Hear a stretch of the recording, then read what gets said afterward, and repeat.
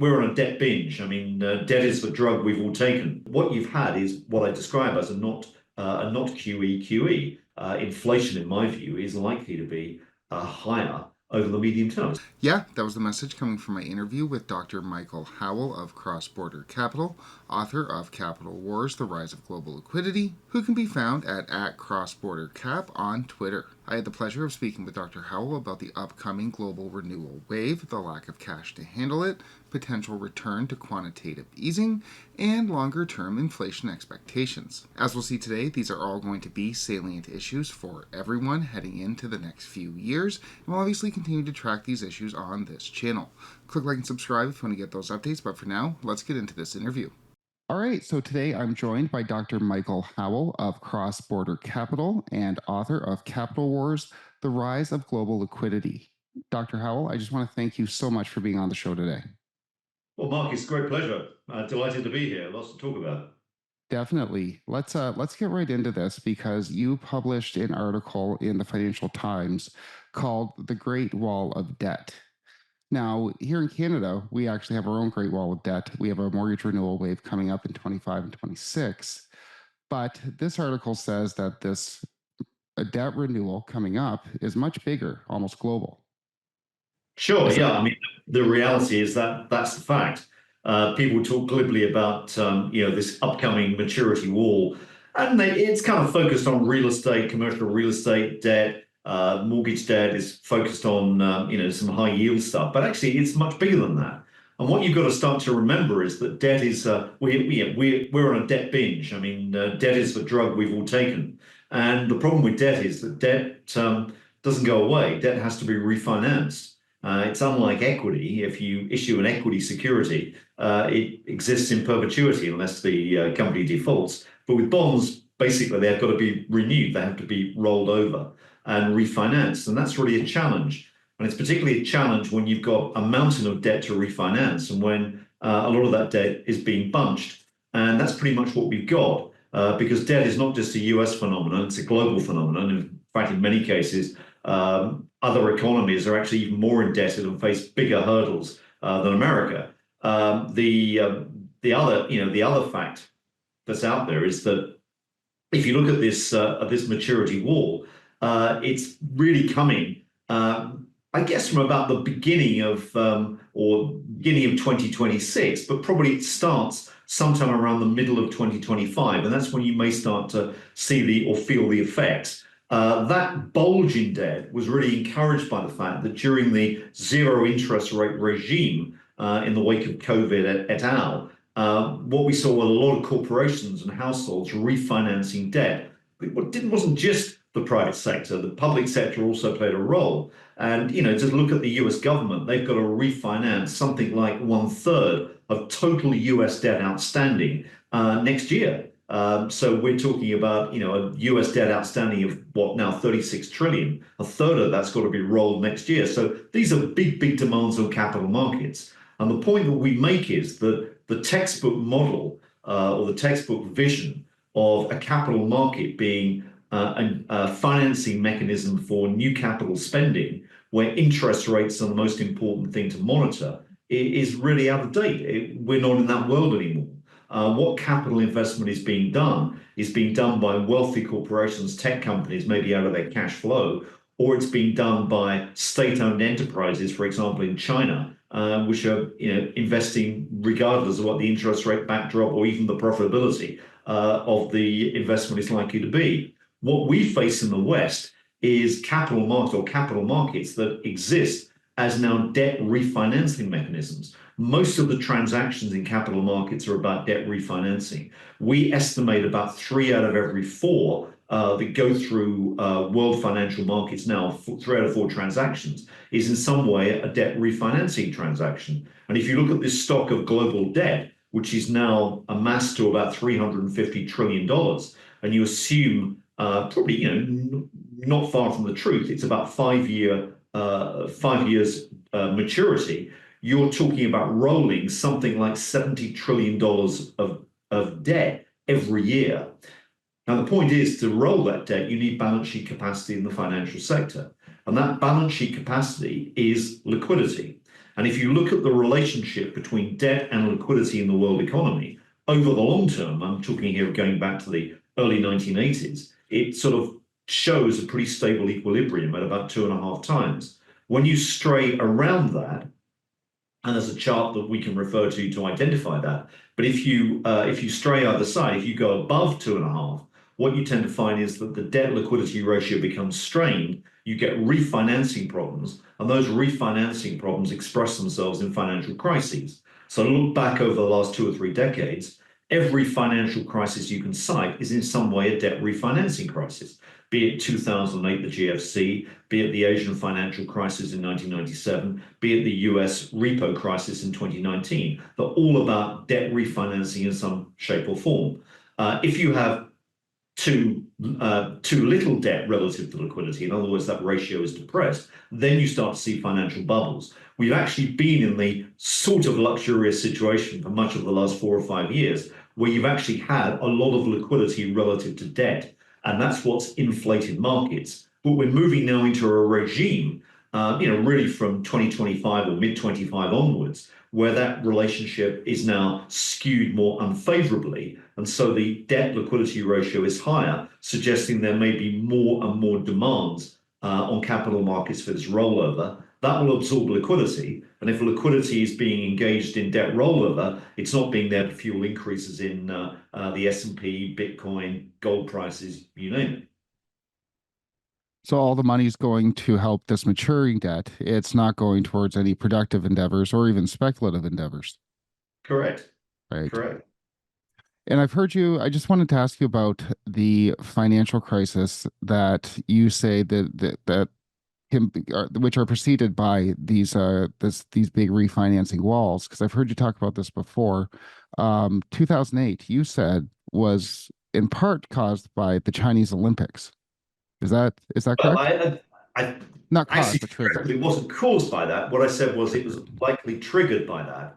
Right. And the reason for that is that if you look at the trail of what happened in 2008, there were clearly, build-ups of excesses throughout the Western financial system, but particularly among European banks, Eurozone banks, which were doing a lot of arbitraging in US mortgage debt. Now, they were straining the Eurodollar markets and trying to get financing. And if you recall, even as far back as 2007, you started to see tensions emerging when some European players were actually finding it difficult to refinance some of their mortgage vehicles. And that was putting strain on the Eurodollar markets. And basically from the period from maybe the middle of 2007 onwards, the focus of debt refinancing, particularly in those markets, became shorter and shorter and shorter, where there was a huge amount of repo done for matters of days or even 2 weeks at a time. And that was putting tremendous strain on the markets. Now, all you needed was a competitor demand to come in on those Eurodollar markets. And then you started to get a lot of indigestion in this whole financing sphere. And that's what happened. And my argument was that if you actually trace back what happened, the trigger may well have been what happened in China. And it wasn't that China was the cause of this debt bubble, if you like. China was the trigger, and the trigger was that ahead of the Olympics in 2008, which was clearly a showcase Olympics that China did not want to go badly. And if you recall, Xi Jinping, the current premier, was actually, I believe, in charge of that ceremony or those arrangements. So he was a key figure. And this was a prestigious event for China. They didn't want the Olympics to be spoiled by industrial pollution. And so one of the arguments I put was that what you were seeing occurring in China from about the spring of 2008 was attempts to temper the economy, to try and slow the economy down, to stop, billowing smoke or smog or whatever that would interfere with the Olympics. And so there was a tightening of policy. That tightening of policy forced a lot of Chinese companies out into the Eurodollar markets to get finance. And it was that which overloaded the markets at the time. But they were very, very fragile, make no mistake, before that. It wasn't a Chinese problem, it was a Western problem. But yeah, it was the triggering event. So Chinese companies can't borrow in China. They have to go out into the rest of the world's capital markets. Puts too much pressure on those markets. There's not enough funding, and we get the trigger. Yeah, exactly. And I think that, Yeah. one of the things one's got to remember in all this is that despite the fact that China operates the Chinese yuan as their currency, China is in many ways a dollarized economy, and that's one of the things that makes the whole dollar nexus kind of very difficult to understand. And you arrive at this paradox right now where the bigger the Chinese trade surplus, the stronger the US dollar. And a lot of that is simply because China is actually using dollars. You've got to remember as well that Chinese banks have very large gross positions in the US dollar, both assets and liabilities. So the US dollar matters hugely to China. And paradoxically, attempts to corral China and stop China using the dollar is actually reducing ultimately the supply in the world economy, for the simple reason that China is then forced to use backwaters to recycle dollars, and those backwaters are less efficient than mainline US banks. And so the effective supply of dollars gets interrupted. And that maybe is what we're seeing right now with the rise of the US dollar. Dollar keeps rising persistently. It defies all those negative commentators that keep telling us that the dollar is toast and is about to disappear. That's a long, long way into the future. It's certainly not going to happen in my lifetime for sure. The dollar is still the paramount currency and the hegemon in terms of world money. And with this renewal wave coming up, or this refinance wave, there's going to be even more demand for US dollars because all that debt's in dollars. Exactly right. And I think that if you start to look at a lot of the sort of naysayers about what will happen to the dollar in the international monetary system, a lot of the concern people have is that, this is ended by a sort of inflationary wave where the US starts to print money furiously and, the dollar is demised by falling in value. I think that in actual fact, what you're more likely to get is not an inflationary crisis, but a deflationary crisis for exactly the reasons you cite. The world needs dollars. And if you look at the future, maybe in the next 4 years in the upcoming Trump administration, maybe what will happen is something like, dare I suggest, like the British imperial preference system in terms of tariff rules that was put in place in the 1930s, which the US at the time was very vehemently against. And in fact, a lot of the efforts of the US in the period during Reconstruction after World War II was all about dismantling that imperial preference system and making sure it didn't recur again. But paradoxically, maybe this is what is going through the minds of Trump's advisors now. Maybe it's much better to have a tariff system among your friends, your allies, and then you can exclude rogue states like China or North Korea or Iran or Russia or whatever. And maybe that's the way forward. That would actually create, in my view, a lot more demand for dollars. Right.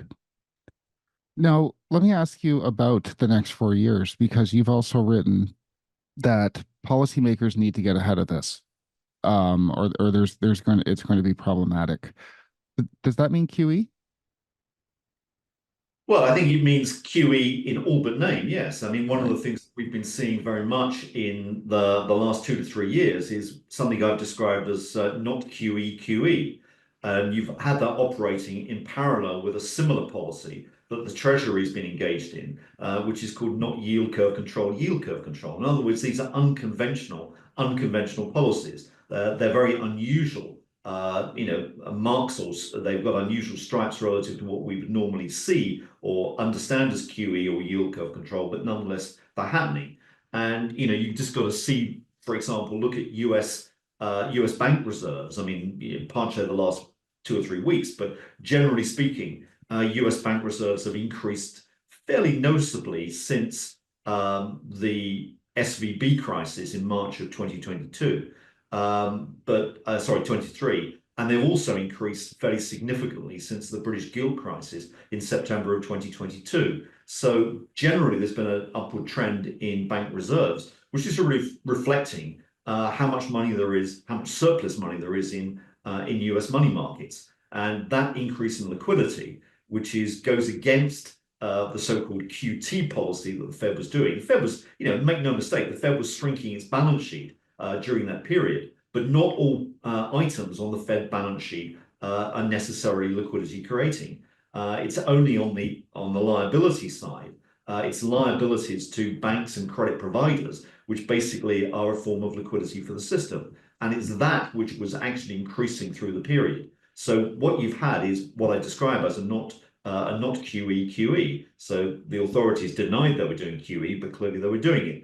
Now, going forward, what are we going to see? I would envision you're going to see something not dissimilar. I think it'll be called something more benign or anodyne. It won't be called QE. It'll be called QS, quantitative support, or something like that. The Fed's acronym department will clearly be going overtime on this to try and find something that's suitable. But broadly, that's what we're going to see.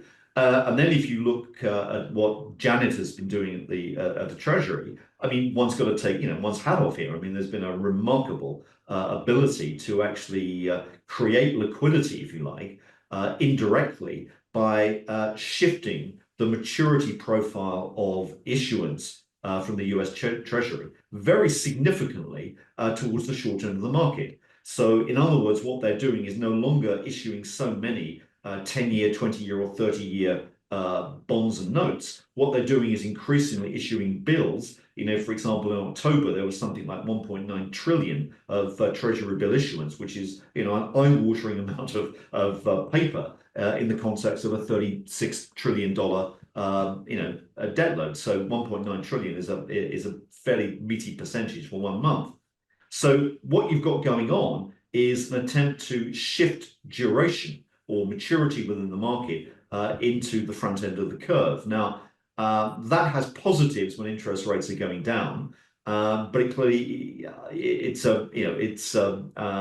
the U.S. Treasury is being held ransom, if you like, to the future or the uncertainty of interest rates. Because if interest rates start to go up, it becomes a lot more expensive to fund the U.S.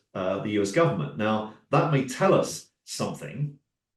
In the sense, it may tell us that it's very difficult for the Fed to raise interest rates going forward. That may well be the case. I'm sure that is true. There are constraints now as to what can happen. But a lot of these efforts are really about trying to corral the bond market. And the fact that you're issuing so much debt at the short end is really a route towards monetization. You're restricting the amount of debt that you're issuing to long-term institutions, such as pension funds and life insurance funds. They're starved of the duration that's necessary for their plan holders. And what you're doing, therefore, you're keeping bond prices elevated at that end of the market. But what you're doing is doing all the issuance at the short end, which tends to be attractive for banks to buy.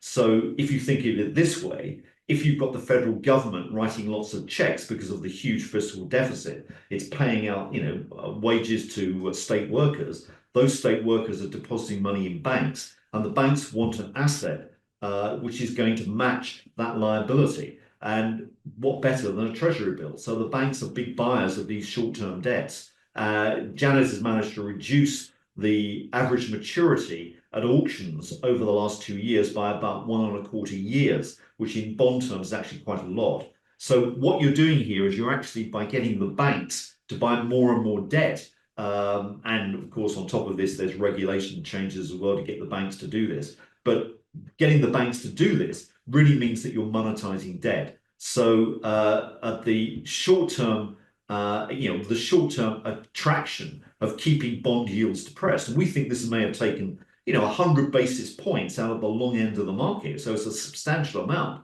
What you're doing is storing up a lot of trouble for the future. And this is something that the Trump administration will have to tackle. And do you think it will? Do you think it's going to be this? Is this going to be a pressing issue for the Trump administration? Well, I think it's going to be an issue. Whether it's the top item on their agenda, I'm not sure. I mean, I think if I was a strategist there, what I would be recommending is to create a recession as early as possible. And I think if you want, and that may be a fanciful thought, given the fact that Trump wants a strong economy and he clearly it prefers low interest rates. But the reality is that if this is a long-term Republican administration, with the idea of winning the midterms gains sizably. I mean, the majority at the moment clearly is not that big. It could easily be reversed midterm, and getting Vance maybe as the next candidate after Trump. Then I think if you've got this idea of creating a dynasty, a Republican dynasty, you've got to start with you've got to have an eye on long-term strategy. And I think it's better to get the bad news out now. And just take for example what's happened in Britain with the socialist government that's come in. Making all these claims about not raising taxes. And what do? Immediately they come in, they say, oh, look, we didn't realize this because the books have been hidden.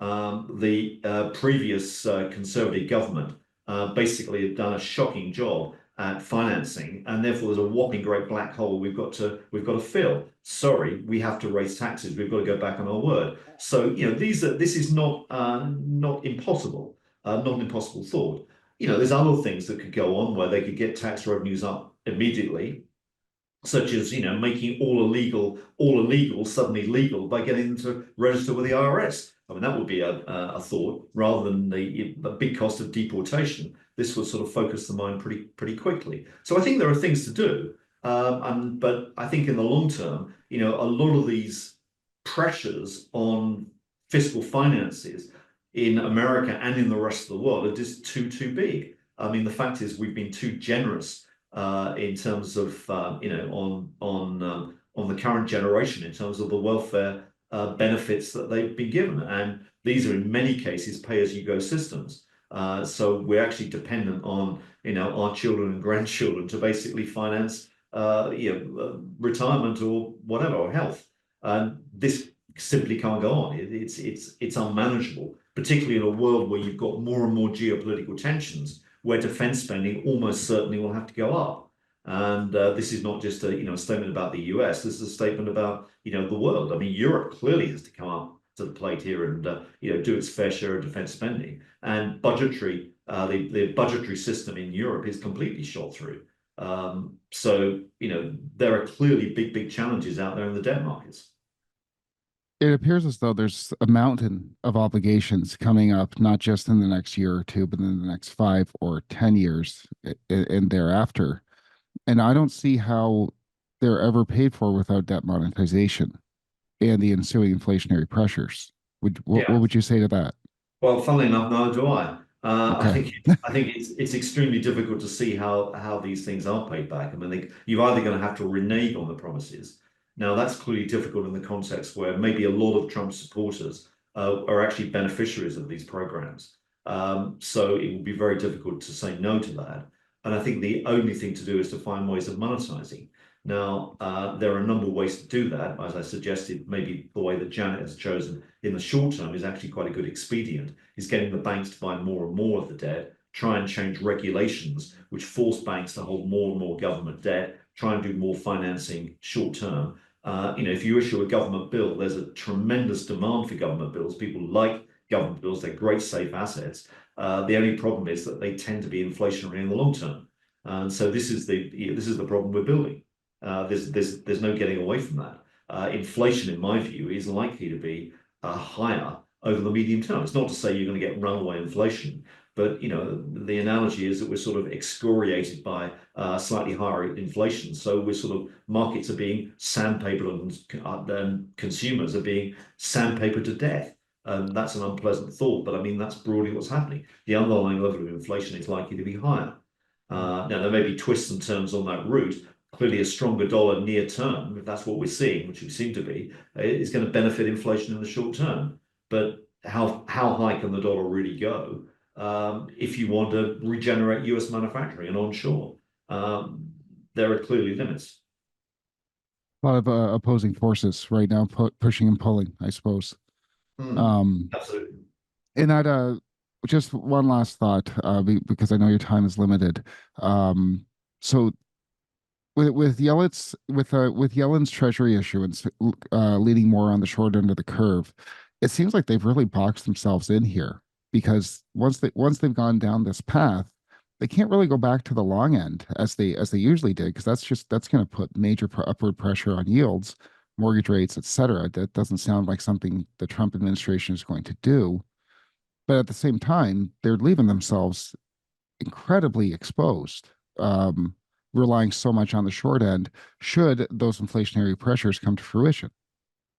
Exactly. And I Yeah, think that's the problem. I mean, yeah, it really constrains the Federal Reserve and its ability to raise interest rates. And I think that, my view would be is what the Treasury is, what the Treasury and Fed together, I think they're acting a lot more in concert than we're really led to believe. But what they seem to be doing is using the 10-year note yield as their target interest rate, their policy rate. It's not really it's not really the Fed funds rate. There's very little transactions that occur at the Fed funds rate anyway. It's more an indicative rate. But I think the true policy target rate is the 10-year yield, and that's what they've been trying to do to suppress yields. Now, my estimates, as I suggested, would be that this huge amount of bill issuance and short-term debt issuance generally has starved investors of long-term coupons temporarily, I think. But that's probably depressed yields by about 100 basis points. Now, that has not had the same effect on the TIPS market, the inflation protected security market. And if you look at the implied break-even inflation rate in the US, what that would suggest is that we're actually probably at 3.5%, not the 2% that's stated. So in actual fact, what we're looking at here is higher underlying inflation. And I think that 3.5% read is a more realistic view of what long-term inflation is than the 2% that we're led to believe. So I think that you've got that fact. At the end of the day, if you look at the mechanics of this and what the Treasury can do, there's been a long-term rule of thumb that seems to have now been gone by, which is that bill issuance would really settle in a sort of 15 to 20% range out of total US debt. It's currently about 22%, so it's above that. I acknowledge it's been a lot higher in the past. At one stage, it was up to 40%, but those days were a long time ago. And I think the reality is that we're probably moving up to a figure which is probably around 25%, which gives them a little bit of leeway. But at the end of the day, you can't really go beyond that. I think it's very difficult. It would be very imprudent to do that. Maybe it's imprudent at 22%, but I think to go much beyond 25 is going to be difficult, which means you've got a short window here where you can do a little bit more funding, but then you run out of road. Then you've got to go back to coupon issuance, which then basically tells you that there's going to be a lot more upward pressure on bond yields. And the Treasury is going to have to pedal harder, and the Fed and the Treasury have got to pedal harder if they want to keep yields lower. And that might be, where monetization comes in. Uncertain times. Very. Definitely. Okay. Well, Dr. Howell, thank you so much for joining us today. I think you've given everyone a wealth of information, a lot to think about. And yeah, thank you so much. Good. Great pleasure. Good chat. Thank you.